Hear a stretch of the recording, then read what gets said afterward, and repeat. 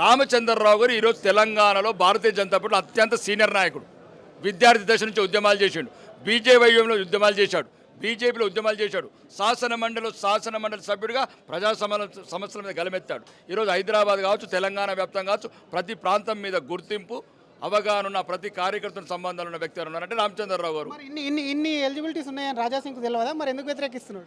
మళ్ళీ ఒక్కొక్కరికి ఒకటి ఉంటుంది. ఎందరికి ఎలిజిబుల్ ఉన్నా కానీ ఇప్పుడు వాళ్ళు అనుకుంటారు ఏంటంటే నేనైతే కరెక్ట్ అనుకుంటారు. కానీ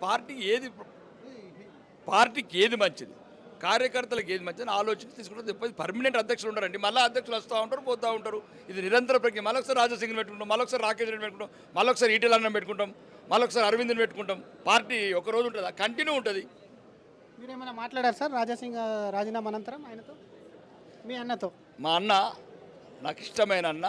అప్పుడప్పుడు కొద్దిగా కోపంలో ఉన్నప్పుడు కొద్దిగా శాంతిగా ఉండాలా. మా అన్నకి చెప్తున్నాను, అన్న నీకు ఇస్తాయి. మా రాజాసింగ్ బాయ్కి ఒకటే చెప్తున్నాను, ఆయనకు మాత్రం నా వ్యక్తిగతంగా ఏమిటంటే నేషనల్ బాధ్యతలు చెప్తారు. ఏదో పెద్ద బాధ్యతలు ఉన్నాయి, ఆయన గురించి పెద్ద బాధ్యతలు ఎదురు చూస్తున్నాయి. కాబట్టి రాజాసింగ్కు ఆయన సీనియారిటీకి, ఆయన పోరాట పటిమకు, ప్రజల్లో ఒక ప్రేమించే మనస్తత్వం ఉన్న కార్యకర్తలు అంటే పానం పెట్టే రాజాసింగ్కు సరైన ఆయన అర్హతకు తగ్గ పదవి ఇస్తారని ఆశిస్తున్నాను.